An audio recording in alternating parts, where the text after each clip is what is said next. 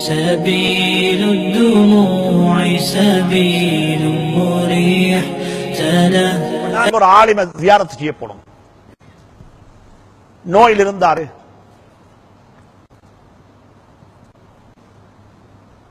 ஒரு எளிமையான வீடு, சாதாரண வீடு, தளபாடங்கள் ஒன்று இருக்க இல்லை, மிச்சம் பெரிய. போனவர்கள் அமர்வதற்கும் சரியான கதிரைகள் அங்கு இல்ல. ஒவ்வொருத்தரும் கால் மாட்டில் புத்துவத்தில் உட்கார்ந்து கொண்டோம்.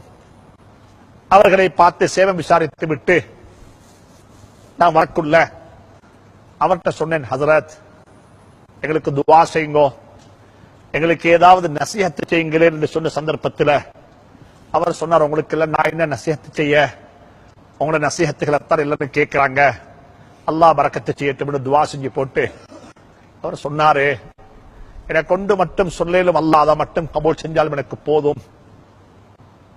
இந்த வீட்டில் நாங்க 20 வருஷத்துக்கு மேல வாழ்கிறோம். நான் அறிய இந்த வீட்டுள்ளுக்கு நானோ என் மனைவியோ என் குழந்தைகளோ 3வது ஆளை பத்தி பேசினது கிடையாது. அல்லாஹ் இந்த ஒன்றை மட்டும் பொருந்திக் கொண்டால் எனக்கு போதும் என்றார்.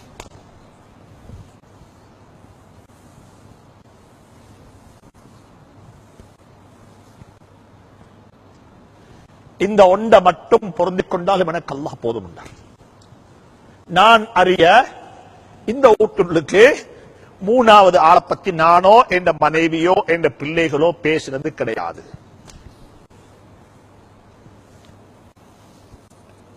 இந்த கலாச்சாரம் இன்றைக்கு வரணும்.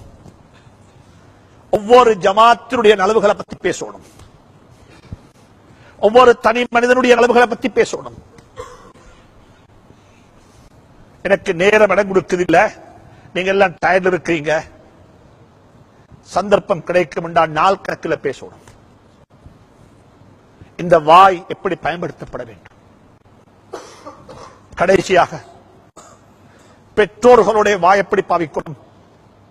வலா தகுல்லஹுமா உஃபின் வலா தன்ஹர். எப்படிங்க தௌபா செய்யறது. உம்மவ கபர்ல வச்சிட்டோம் ரஹ்மத்துல்லாஹி அலைஹா, பெற்றோர் அடக்கம் செஞ்சிட்டோம் ரஹ்மத்துல்லாஹி அலைஹி, மனநோக பேசியிருக்கிறோம். அல்லாஹ் சொல்றான், சீ என்றும் சொல்லாதே, கடுகடுக்காதே, இரக்கம் காட்டு, பணிவாக நடந்துகோ, அவர்களுக்காக வேண்டி பிரார்த்தனை செய் என்று குர்ஆன் சொல்லுதே. எத்தனை ஆயிரம் தடவைகள் கருகெடுத்திருப்போம், எத்தனை ஆயிரம் தடவைகள் முகத்தில் பாண்டிருப்போம், எத்தனை ஆயிரம் தடவைகள் கடுமையான வார்த்தைகள் கொண்டு பேசியிருப்போம். தௌபா செய்வோம், தௌபா செய்வோம். பெற்றோர்களோடு எப்படி பேசணும், பெற்றோர்களோடு எப்படி பேசணும். இந்த வாய் பக்கத்து வீட்டுக்காரன் எப்படி பேசணும்.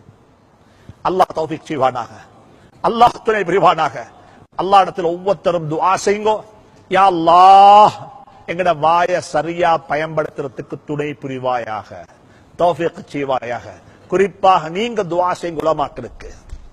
யா அல்லாஹ் மிம்பர்ல ஏறக்கூடிய, பொது மேடைகள்ல பேசக்கூடிய, சபைகள்ல உரையாற்றக்கூடிய இந்த கண்ணியமான உலமாக்களுடைய வாயும் ஓண்ட கண்ட்ரோல்ல தான் இருக்குது. யா அல்லாஹ் நல்லவைகள் அவருடைய வாயால வெளிப்படுத்திய அல்லாஹ், நல்லவைகள் வெளிப்படுத்திய அல்லாஹ்.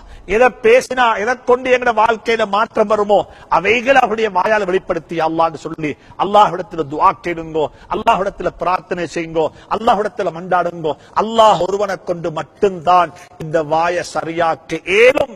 இந்த வாய் சரியான நிலையில கலிமா சொல்லிக்கொண்டு, அல்லாஹ் பற்றி பேசிக்கொண்டு, அல்லாஹுடைய zikr செய்து கொண்டு இந்த உலகத்துக்கு சலாம் சொல்ல அல்லாஹ் எனக்கு உங்களுக்கு துணை புரிவானாக. சந்தர்ப்பத்தை அமைத்து தந்த அல்லாஹ்வுக்கு நன்றி தெரிவித்தவனாக அனைவர்களுக்கும் அல்லாஹ்விடத்தில் அனைத்து வகையான கைரிகளும் கிட்ட வேண்டும் என்று பிரார்த்தனை செய்து கொண்டு விடைபெறுகிறேன். வஸ்ஸலாமு அலைக்கும் வரஹ்மத்துல்லாஹி தஆலா வபரகாத்துஹு.